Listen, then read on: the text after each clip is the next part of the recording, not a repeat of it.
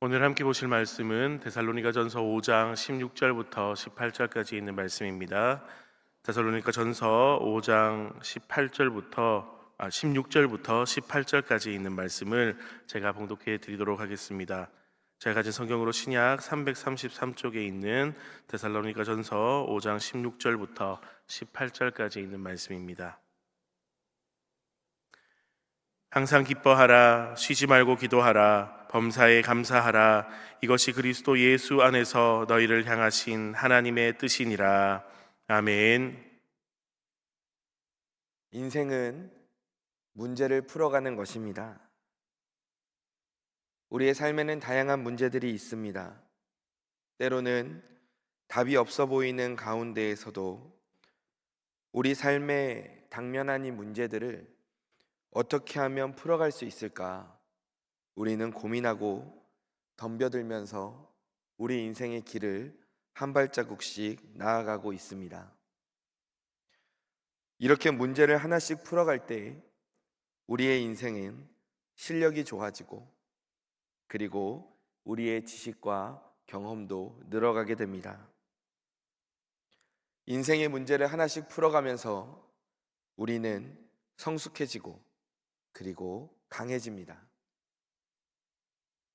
그런데 우리 인생의 문제를 이렇게 잘 풀어가면 추억이 되고 우리에게 긍정적인 기억을 남겨주는 반면에, 반대로 인생의 문제를 잘 풀지 못한다면 그것은 우리에게 상처로 남고, 그리고 우리의 인생을 괴롭히는 가시가 되기도 합니다. 그래서 우리는 삶의 문제를 잘 풀어갈 수 있는 이 지혜, 우리 인생의 문제들 가운데 올바른 답을 찾을 수 있는 그 지혜가 필요합니다. 사람들은 인생의 답이 어디에 있냐라고 말하기도 합니다. 인생에는 답이란 건 없다라고 말하기도 합니다. 그러나 그 답은 분명히 존재하고 있습니다. 우리 인생의 답, 그 답이 하나님께 있음을 믿으시기 바랍니다. 내 인생의 답은 예수 그리스도께서 가지고 계시는 줄 믿습니다. 그래서 내가 이 세상을 지혜롭게 살 수 있는 그 비결은 바로 이 하나님의 뜻을 따라 살아가는 것임을 믿으시기 바랍니다. 그래서 한평생 어려운 이웃을 돕기 위해 살았던 테레사 수녀는 이렇게 기도했다고 합니다. 하나님의 뜻을 알 수 있는 빛을 주세요. 하나님의 뜻을 받아들일 수 있는 사랑을 주세요. 하나님의 뜻을 행할 수 있는 용기를 주세요. 테레사는 자신의 인생에 있어 하나님의 뜻이 얼마나 중요한지를 잘 알았던 것 같습니다. 우리도 이 하나님의 뜻을 따라 살아갈 때 그 안에 담긴 하나님의 지혜를 통해 내 인생의 문제들을 풀어갈 수 있음을 기억하시기 바랍니다. 그러함을 통해 우리의 인생이 풍요롭게 될 줄로 믿습니다. 그래서 오늘 본문은 과연 어떠한 삶이 하나님의 뜻을 따라 사는 것인가? 우리가 하나님의 뜻을 따라 살 때 그 안에 담긴 지혜로 내 인생이 풍요롭게 될 수 있다면, 그러면 어떻게 사는 게 하나님의 뜻을 따라 사는 것인가? 오늘 본문이 우리에게 알려주고 있습니다. 오늘 본문을 다시 한번 읽어보도록 하겠습니다. 16절에서 18절입니다. 항상 기뻐하라, 쉬지 말고 기도하라, 범사에 감사하라. 이것이 그리스도 예수 안에서 너희를 향하신 무엇입니까? 하나님의 뜻이니라. 아멘. 오늘 본문에서 바로 우리를 향하신 이 하나님의 뜻을 알려주고 있습니다. 그 하나님의 뜻이 무엇입니까? 항상 기뻐하라, 쉬지 말고 기도하라, 범사에 감사하라. 다시 한번 볼까요? 항상 기뻐하라, 쉬지 말고 기도하라, 범사에 감사하라. 아멘. 우리를 향하신 이 세 가지 하나님의 뜻을 우리가 가지고 살면 우리 인생의 문제를 잘 풀어갈 수 있다는 것입니다. 하나님께서는 이 세 가지가 우리가 살면서 가져야 할 삶의 태도라고 말씀하십니다. 그렇다면 정말로 이 하나님의 뜻, 기쁨과 감사가 실제적으로 우리 삶에는 어떠한 영향을 미칠까요? 그리고 우리 주변에는 어떤 영향을 미칠까요? 정말로 이 하나님의 뜻을 통해 내 삶의 문제들이 풀려갈 수 있을까요? 한번 살펴보도록 하겠습니다. 먼저 이렇게 항상 기뻐하고 범사에 감사하는 이 삶이 나와 하나님과의 관계에서는 어떤 영향을 미칠까요? 하나님은 우리를 사랑하십니다. 그래서 요한일서 4장 16절에서는 이렇게 말하고 있습니다. 하나님이 우리를 사랑하시는 사랑을 우리가 알고 믿었노니 하나님은 사랑이시라. 사랑 안에 거하는 자는 하나님 안에 거하고 하나님도 그의 안에 거하시느니라. 아멘. 하나님을 사랑 그 자체이신 분이라고 말하고 있습니다. 그래서 이 사랑 그 자체이신 하나님은 이 사랑을 어디를 향해서 부어주신다 말씀하십니까? 요한복음 3장 16절을 보면 하나님이 세상을 이처럼 사랑하사 누구를 주십니까? 독생자를 주셨습니다. 그래서 이는 그를 믿는 자마다 멸망하지 않고 영생을 얻게 하시려고 우리에게 독생자를 주신다 말씀하십니다. 사랑 그 자체이신 하나님께서는 당신의 사랑을 우리를 향해 부어주셨습니다. 하나님께서는 저와 성도님들을 사랑하셨습니다. 그리고 나를 향해 해주신 그 사랑의 최고의 표현이 바로 예수님이었습니다. 하나님께서는 우리를 사랑하셨고 그래서 하나밖에 없는 아들인 이 예수님을 이 땅에 보내주셨습니다. 그리고 그 예수님을 통해서 예수님을 믿기만 하면 우리에게 멸망하지 않고 영생을 얻는 그 길을 열어주신 것입니다. 그러면 한번 생각해 볼까요? 나를 이렇게 사랑하시는 하나님께 실제로 예수님을 보내주셔서 우리에게 그 사랑의 표현을 아낌없이 하신 그 하나님께 우리는 무엇을 통해 보답할 수 있을까요?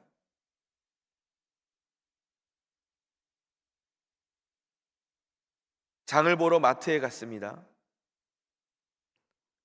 필요한 것들을 다 사고 나오는데 매대 위에 맛있어 보이는 감이 있다고 하면 누가 생각납니까? 감이 정말 맛있어 보이네요. 이렇게 맛있는 감이 있다고 하면 누가 생각이 납니까? 집에 있는 배우자 생각도 나고 또 자녀들 생각도 나시진 않습니까?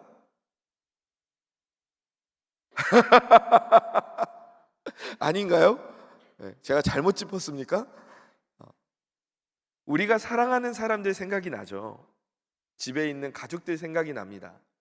그러면서 이거 감 너무 맛있어 보이는데, 물론 내가 먹고 싶어서 살 때도 있지만 집에 있는 사랑하는 이들을 위해서 또 우리가 이 감을 사지 않습니까?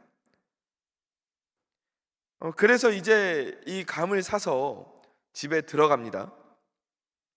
그 안에 사랑의 마음이 담겨 있죠. 그런데 집에 딱 들어가니까 손에 들린 감을 보고 배우자가 이렇게 말하는 겁니다. 뭐 이런 걸 사왔어? 이렇게 타박하더니 쌩 가버립니다. 자식들은 또 감을 보고 나 감 안 좋아하는 거 몰라? 이러면서 또 자기 방으로 쌩 들어가 버립니다. 그러면 그 사랑의 마음이 어떻게 됩니까? 아픔이 되는 것이죠. 제 이야기가 아닙니다. 혹시나 제 이야기로 오해하실 수도 있는데 제 이야기가 아니에요. 사랑의 마음이 담겨져서 갔는데 그 사랑이 잘 받아들여지지 않을 때, 불평으로 돌아올 때 그 사랑이 상처가 되는 겁니다. 그런데 반대로 이 감을 보면서 와, 여보, 내가 감 먹고 싶었던 걸 어떻게 알았어? 야, 너무 고마워. 엄마 너무 고마워요. 아, 감이 너무 맛있어요. 이렇게 기쁨을 표현하고 감사를 표현하면 어떻습니까? 그 사랑을 베푼 사람도 함께 기뻐하게 되지 않습니까? 사랑을 줬는데 그 사랑이 감사와 기쁨으로 돌아오면 사랑을 준 사람도 함께 기뻐지게 됩니다. 그리고 야, 그래, 이렇게 좋아하는데 내가 다음번에는 더 이렇게 해가지고 이렇게 또 맛있는 거 이렇게 사다 줘야지, 이런 마음이 생기지 않겠습니까? 마찬가지입니다. 우리는 하나님께 은혜를 받은 사람들입니다. 우리는 하나님의 사랑을 받은 사람들입니다. 그러면 그 사랑에 가장 크게 하나님께 보답할 수 있는 방법이 무엇입니까? 바로 기쁨과 감사임을 기억하시기 바랍니다. 우와! 하나님이 나를 사랑하신다고요? 그것만 해도 감사한데, 말씀만 해주셔도 감사한데 나를 위해 예수님을 이 땅에 보내주셨다고요? 와! 하나님 너무 감사해요. 예수님을 보냈는지 말았는지 보내셨어요? 네, 감사해요. 네, 이런 것보다는 정말 하나님께 우리의 감사와 그 기쁨을 아낌없이 드릴 수 있는 그러한 고백이 우리 삶 가운데 있어야 할 줄로 믿습니다. 그러면 하나님께서 그 감사와 기쁨을 받으시고 또 하나님이 기뻐하시는 거예요. 그리고 우리에게 뭘 하나를 더 주고 싶으신 거예요. 야, 네가 이렇게 감사할 줄 아는구나. 네가 이렇게 기뻐할 줄 아는구나. 네가 기뻐하는 모습을 보니까 내가 너무 기분이 좋아서 그 모습을 보고 싶어서 내가 너에게 더 줘야겠다. 하나님의 마음이 그렇게 가지 않겠습니까? 하나님도 우리에게 기쁨과 감사를 받기를 원하시지 원망과 불평은 좋아하지 않으셨습니다. 출애굽기 16장 2절에서 3절을 보면 이스라엘 자손 온 회중이 그 광야에서 모세와 아론을 원망하는데 뭐라고 말합니까? 이스라엘 자손이 그들에게 이르되 우리가 애굽 땅에서 고기 가마 곁에 앉아있던 때와 떡을 배불리 먹던 때에 여호와의 손에 죽었더라면 좋았을 것을 너희가 이 광야로 우리를 인도해내어 이 온 회중이 줄여 죽게 하는도다. 지금 무슨 사건이냐 하면 하나님께서 이집트라는 나라에서 노예로 살던 이 이스라엘 민족을 노예 신분에서 풀려나게 하셨습니다. 자유롭게 만들어 주셨습니다. 이제 더 이상 너희는 노예가 아니야. 너는 내가 선택한 민족이야. 내가 사랑하는 이스라엘이야. 이렇게 하나님께서 말씀해 주셨습니다. 자유롭게 풀어주신 것만 해도 감사한데 하나님이 이들에게 땅까지 주신다고 말합니다. 내가 너희를 약속된 땅 가나안으로 인도할게. 그리고 그 땅에서 행복하게 살 수 있도록 만들어 줄게. 이게 얼마나 감사한 일입니까? 이게 얼마나 기뻐할 일입니까? 내 신분이 바뀐 것만 해도 감사한데 그 이후의 삶까지 책임져 주신다잖아요. 너무 감사할 일이죠. 그런데 이 이스라엘 민족이 지금 감사와 기쁨을 모릅니다. 하나님이 주시기로 한 가나안 땅으로 가는 길에 계속해서 원망과 불평이 반복됩니다. 자기들 행복하자고 하는 일인데, 본인들을 위한 일인데 그 가는 길에 계속 원망해요. 불평해요. 왜 우리를 이집트에서 구출했냐? 그냥 노예로 살게 해두지. 왜 우리를 이 광야로 인도했냐? 그 광야에서의 삶도 하나님이 부족함 없게 지켜주시는데 그 가운데에서 계속 원망하고 불평하는 거예요. 그러니까 하나님께서 어떻게 하십니까? 참다가 민수기 11장에서 이렇게 하세요. 여호와께서 들으시기에 백성이 악한 말로 원망하매 여호와께서 들으시고 어떻게 하셔요? 진노하셨어요. 하나님도 화가 나셨어요. 그래서 이스라엘에게 징계를 내리십니다. 지금 이스라엘은 자신들을 사랑하신 이 하나님의 마음에 이 하나님의 선물을 받고 나서 원망과 불평으로 답하고 있는 거예요. 뭐 이런 걸 주셨어요. 아이 불편해요. 하나님께서는 이스라엘의 여러 가지 행태로 인해 마음 아파하시고 화를 내셨거든요. 그런데 그 중에 가장 큰 이유는 바로 이 감사하지 않고 원망만 하는 태도. 이걸로 인해서 하나님이 가장 많이 화가 나셨었어요. 하나님 나라를 세우기 위해, 하나님의 민족으로 세우기 위해 이스라엘을 출애굽을 시키셨는데 감사는커녕 원망만 해대고 있으니 하나님이 이 모습을 얼마나 보기 싫어하셨는지 모릅니다. 우리 하나님은 기쁨과 감사를 좋아하십니다. 우리를 향해 사랑의 마음을 주시고 나를 위해 예수 그리스도를 보내시고 나를 위해 원수의 앞에 상을 차리시고 내가 그 은혜로 인해 기뻐하고 감사하는 것을 하나님은 원하십니다. 이 사실을 기억하시기 바랍니다. 아멘. 그래서 하나님은 우리를 만드시면서 기본적으로 기쁨과 감사가 우리 인생을 풍요롭게 만들도록 디자인하셨습니다. 이 기쁨과 감사가 우리 인생을 살리는 것이니까 너희가 기쁨과 감사를 해라. 너희도 좀 그걸 느껴라. 살면서 그걸 좀 체험해라.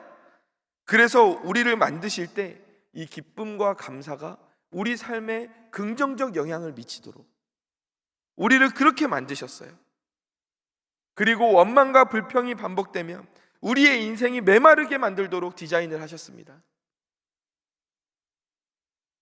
하나님이 나에게 하신 일을 기억하며 감사하고 또 나의 감사로 인해 기뻐하시는 하나님을 보며 또 내가 기뻐하는 그러한 삶을 살도록 하나님은 우리를 만들어 주셨습니다.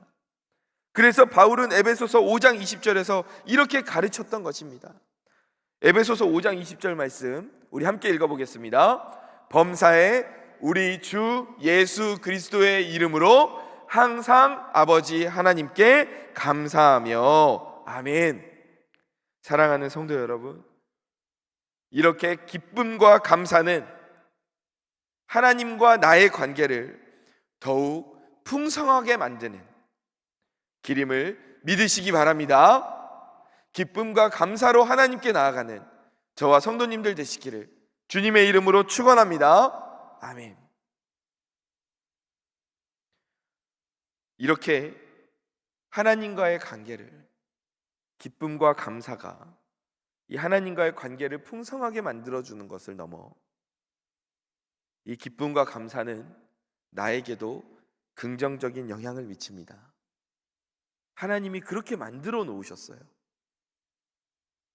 밀스 박사가 2015년에 심부전을 앓고 있는 환자들을 대상으로 그 감사의 수준과 그리고 신체의 건강 사이의 관계를 연구했습니다. 그 결과 어떻게 나왔을까요? 감사의 수준이 높은 환자들은 먼저 수면의 질이 향상됐습니다. 잠을 푹 잘 자는 거예요. 그리고 피로감이 감소했습니다. 그리고 몸에 있는 염증, 이 염증 수치가 현저히 낮아지는 것으로 연구 결과가 나왔어요. 이 감사가 우리 몸에 있는 스트레스 호르몬의 분비를 조절하고 우리의 면역을 강화시켜서 우리의 신체적인 건강을 좋아지게 만드는데 도움을 준다는 것입니다. 감사가 돈 드는 거 아니잖아요. 우리가 건강을 위해서 영양제도 먹고 병원도 가고 약도 먹는데 이 감사는 돈 드는 것도 아니고 품 드는 것도 아니지 않습니까? 그런데 이 감사가 그 어떤 영양제보다 그 어떤 약보다 우리 몸에 긍정적인 영향을 미치더라는 거죠. 그뿐만이 아닙니다. 감사는 우리의 몸의 건강뿐만 아니라 우리의 마음의 건강도 영향을 미칩니다. 에먼스 박사와 맥컬로우 박사가 2003년에 연구를 했는데 참가자들을 불러 모아서 3개의 그룹으로 나누었어요. 그리고 10주 동안 일기를 쓰게 합니다. 그런데 한 그룹에는 감사할 일들을 일기로 쓰게 했습니다. 그리고 한 그룹에는 반대로 짜증났던 일들을 일기로 쓰게 했습니다. 그러면 어떻게 될까요? 하루를 마치고 일기를 쓰면서 감사할 것들을 쓰는 사람들은 다시 그 감사의 일들을 떠올리게 되는 겁니다. 내가 감사하고 지나갔던 일을 또 떠올리고, 그리고 내가 잊어버렸던 일도 다시 한번 떠올리게 되는 거죠. 반대로 짜증나는 일을 일기로 쓰게 되면 어떻게 됩니까? 그 짜증이 한 번 더 살아나죠.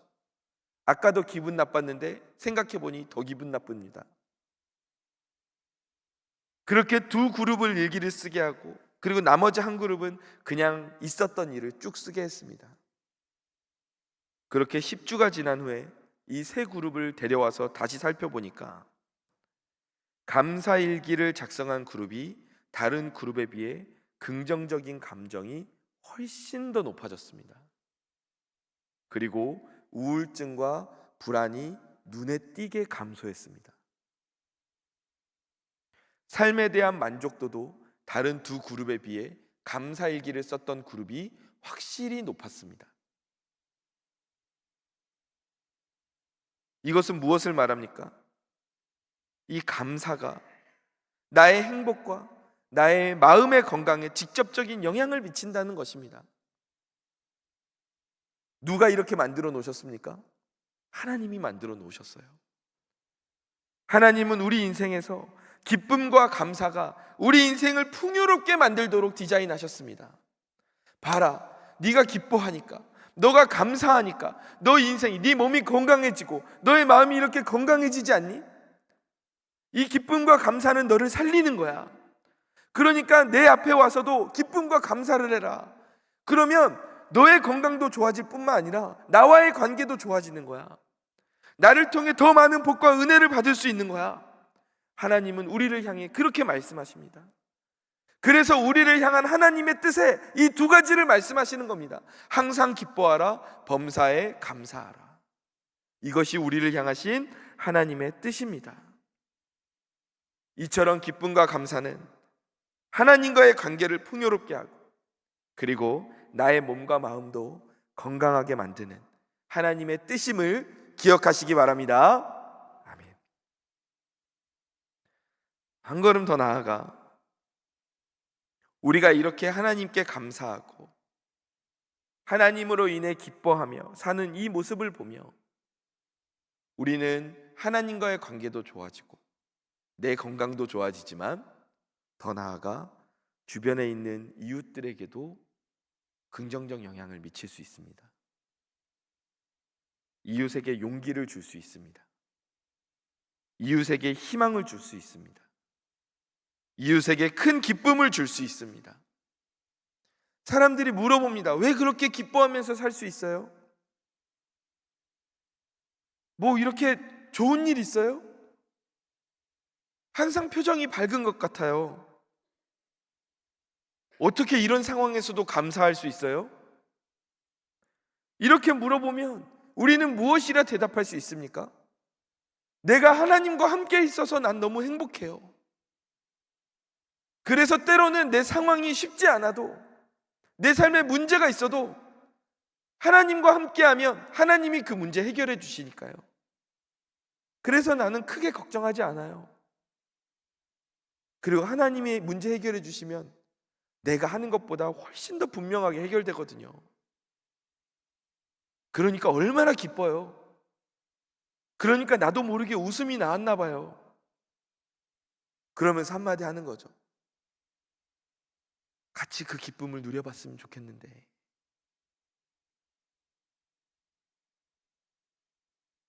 한번 하나님 같이 믿어보실래요?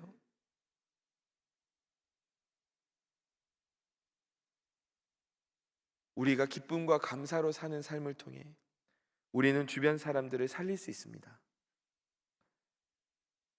우리 얼굴이 날마다 우거지상이면 누가 우리를 보고 따라서 교회 오고 싶어 하겠습니까? 아, 교회 가면 같이 우거지상 되나 보다, 시래기 되나 보다, 이렇게 생각하지 누가 같이 따라오고 싶어 하겠습니까? 언제나 이 기쁨과 감사를 통해 하나님과의 관계가 좋아지고 나의 건강을 찾고 그리고 내 주변의 이웃들도 살릴 수 있는 저와 성도님들 되시기를 간절히 축원합니다. 아멘. 기쁨과 감사 참 좋죠. 좋은 것입니다. 그런데 이 기쁨과 감사를 우리가 하기 어려울 때도 있습니다. 우리의 상황을 볼 때 그렇죠. 우리가 내 앞에 있는 문제를 보면 감사와 기쁨이 나오기가 어렵습니다. 그러나 사실 우리가 감사와 기쁨을 표현할 수 있는 것은 이 나의 상황과 상관없이 할 수 있는 것입니다. 역사상 많은 사람들이 그렇게 했고요. 성경 속에 수많은 인물들이 그렇게 했습니다. 헬렌 켈러를 아실 것입니다. 헬렌 켈러는 어렸을 때부터 보지 못하고 듣지 못하고 말하지 못하는 삼중고를 겪었던 인물이었습니다. 그런데 헬렌 켈러가 이후에 자라서 이렇게 고백했습니다. 나의 일생은 참으로 아름다웠다. 우리 한번 헬렌 켈러의 마음으로 같이 한번 고백해 볼까요? 시작. 나의 일생은 참으로 아름다웠다. 아니, 어떻게 그렇게 고백할 수 있습니까? 지금 헬렌 켈러의 상황을 보면 전혀 아름답다고 말할 수가 없어요. 앞을 못 봐요. 듣지 못해요. 말하지 못해요. 이 세 가지 중에 한 가지만 있어도 너무 불편하고 힘들 텐데 이 세 가지를 동시에 겪고 있어요. 그런데 이 감사할 것 하나 없어 보이는 상황 가운데에서, 기뻐할 일 하나 없을 것 같은 이 상황 가운데에서 헬렌 켈러는 자신의 인생을 향해서 참으로 아름다웠다라고 말할 수 있잖아요. 헬렌 켈러는 기쁨과 감사가 넘치는 삶을 살지 않습니까? 우리가 기쁨과 감사를 고백하는 것은 나의 상황을 통해서 할 수 있는 것이 아닙니다. 우리가 그 상황을 뛰어넘어 그 뒤에서 일하시는 하나님을 바라볼 때 우리는 감사할 수 있고 우리는 기뻐할 수 있음을 기억하시기 바랍니다. 그리고 아주 유명한 공식이 있습니다. 기쁨에 감사를 더했더니 무엇이 됩니까? 행복이 된다. 이 기쁨과 감사가 더해질 때 우리 인생에 행복이 찾아오게 됨을 믿으시기 바랍니다. 아멘. 항상 기뻐하라. 범사에 감사하라. 그리고 우리가 이 행복을 누리면서 살 수 있는 방법을 한 가지 더 하나님의 뜻을 통해 알려주십니다. 바로 남은 하나 뭐 남았죠? 쉬지 말고 기도하라입니다. 기도는 만남입니다. 기도는 사귐입니다. 기도는 하나님과 함께하는 것입니다. 하나님은 당신과 함께하는 자녀들을 사랑하고 아끼십니다. 하나님과 함께하는 것이 하나님에 대한 기쁨과 감사의 표현입니다. 그렇기 때문에 쉬지 말고 기도하라는 이 말씀도 우리가 하나님께 기쁨과 감사를 표현하는 길이 되는 것입니다. 우리도 보면 사실 그렇지 않습니까? 한 장로님이 계셨대요. 그런데 이 장로님에게 아들이 셋 있었는데 온 가족이 미국으로 이민을 갔다고 합니다. 이 세 아들이 미국에서 이제 잘 자라서 두 아들은 미국에서 유명한 대학을 나왔어요. 그리고 가정을 이루고 이제 독립해서 분가해서 살게 됐습니다. 미국이 워낙 크잖아요. 그래서 자주 찾아오지도 못하고, 그러면 연락이라도 자주 주면 좋은데 이 연락도 또 자주 하지 않더라는 거죠, 이 아들들이. 그런데 남은 한 아들은 상대적으로 두 아들보다 좋은 대학을 못 나왔습니다. 그런데 이 아들도 가정을 이루고 사는데 멀리 가서 살 수도 있는데 아버지 집에서 가까운 데에서 살겠다는 거예요. 그러면서 아버지가 했던 일들을 도와드리는 거예요. 그리고 옆에서 계속 말합니다. 아유, 아버지, 내가 어릴 땐 몰랐는데 이 일을 어떻게 계속 해오셨어요? 이 일을 하시면서 우리 이렇게 세 아들들 먹이고 입히고 키우시고 대학 보내시고 하셨어요? 아버지 너무 고생하셨네요. 근데 어릴 땐 몰랐는데 이제 나도 아버지가 되니까 아버지가 하신 고생 조금은 이해할 수 있을 것 같아요. 아버지 참 감사합니다. 이 장로님에게 있어서 세 아들 중에 어떤 아들에게 가장 마음이 갈까요? 10손가락 깨물어서 안 아픈 손가락 하나 없다고 말하지만 그래도 내 곁에서 나와 가까이 있으면서 내 마음을 알아주는 그 아들에게 조금이라도 더 마음이 가지 않겠습니까? 그 아들에게 조금이라도 더 고마운 마음이 있지 않겠습니까? 마찬가지입니다.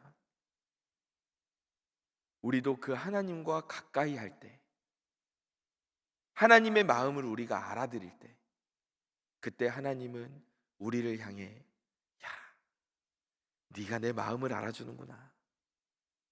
너가 너를 향한 나의 이 사랑의 마음을 네가 알고 있구나. 야, 내 마음을 알아주니까 내가 너무 기분이 좋다. 너에게 더 많은 은혜를 내가 주고 싶다. 복을 주고 싶다. 하나님의 마음이 이렇게 움직이시는 것입니다. 그 하나님께 가까이 가는 것, 하나님과 가까이 교제하는 것, 하나님과 함께 나아가는 것, 그것이 바로 기도임을 기억하시기 바랍니다. 그래서 이 기도가 쉬지 말고 기도하라는 것이 나를 괴롭히는 것이 아니라 하나님께 복을 받게 만드는, 하나님의 사랑을 받게 만드는 은혜의 통로요, 우리를 살리기 위한 하나님의 뜻임을 믿으시기 바랍니다. 아멘. 말씀을 정리하겠습니다. 우리 사랑하는 성도 여러분, 하나님께서는 우리가 인생 속에서 삶의 문제를 풀어갈 수 있는 그 하나님의 지혜를 이미 우리에게 주셨습니다. 그 지혜가 무엇입니까? 첫째, 항상 기뻐하라. 둘째, 쉬지 말고 기도하라. 셋째, 범사에 감사하라. 아멘. 우리는 기쁨과 감사를 통해 우리의 삶이 풍요로워집니다. 하나님을 기쁘게 할 수 있습니다. 그리고 내 인생의 영과 육이 건강해질 수 있습니다. 그리고 내 이웃에게 복음을 전할 수 있는 살아있는 전도지의 삶을 살 수 있습니다. 가끔은 이 기쁨과 감사가 나오지 않을 때가 있습니다. 내 눈앞에 있는 상황 때문에 어려움을 겪을 때가 있습니다. 그럴 때는 기도하며 나아가시기 바랍니다. 하나님의 곁으로 다가가시기 바랍니다. 하나님의 품으로 안기시기 바랍니다. 기도를 통해 나를 위해 하신 그 하나님의 일을 묵상하고 하나님께 더욱더 가까이 나아가 보십시오. 그러면 그 가운데에서 하나님을 향한 감사가 나오고, 그리고 내 마음에 평안과 기쁨이 조금씩 샘솟는 것을 느끼실 수 있을 것입니다. 항상 기뻐하라, 쉬지 말고 기도하라, 그리고 범사에 감사하라. 이 세 가지는 우리를 향한 하나님의 뜻입니다. 이 하나님의 뜻을 가지고 인생의 문제들을 지혜롭게 풀어나가는, 하나님을 기쁘게 하고 내 인생이 풍요로워지고 내 주변에 있는 사람들도 살릴 수 있는 저와 성도님들 되시기를 주님의 이름으로 간절히 축원합니다. 기도하겠습니다. 하나님, 감사합니다. 나를 사랑하셔서 하나밖에 없는 아들인 예수님을 이 땅에 보내시고, 오늘도 나를 사랑하셔서 나를 보호하시고 인도하시니, 주님, 그 은혜를 생각하면 내가 감사할 수밖에 없습니다. 하나님, 하나님으로 인해 날마다 기쁨과 감사를 누리며 살기를 원합니다. 하나님께 나의 기쁨과 나의 감사를 표현할 수 있기를 원합니다. 그러함을 통해 하나님도 기뻐하시고 또 나도 그 하나님을 보며 또 나도 기뻐하게 되는 그러한 인생을 살게 하여 주옵소서. 하나님이 우리에게 복과 은혜를 주신다 하셨으니 주님께 기쁨과 감사함으로 나아가며 그 복과 은혜를 하나도 놓치지 않고 받는 우리 인생 되게 하여 주옵소서. 하나님, 때로는 우리가 감사하기 힘들 때도 있습니다. 기뻐하기 힘들 때도 있습니다. 그러할 땐 기도하며 하나님의 품으로 나아가게 하여 주옵소서. 내가 상황을 보는 것이 아니라 나를 오늘도 사랑하시며 지키고 계시는 그 하나님의 품에 꼭 안겨서 쉬지 말고 기도함을 통해 하나님과 가까워지고 나를 향한 하나님의 사랑을 다시 한번 확인하고 나에게 주시는 평안과 그리고 그 기쁨을 다시 한번 누리며 나누며 살아가는 인생 되게 하여 주옵소서. 그래서 항상 기뻐하며 쉬지 말고 기도하며 범사에 감사하며 하나님 나라를 누리고 나누는 우리의 복된 인생 되게 하여 주옵소서. 주님 감사합니다. 사랑이 많으신 예수님의 이름으로 기도드립니다. 아멘.